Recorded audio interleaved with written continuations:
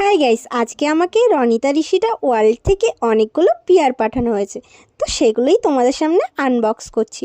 প্রথমেই ওদের কার্ডটা দেখে নাও, এখানে ওদের ফোন নাম্বারও আছে।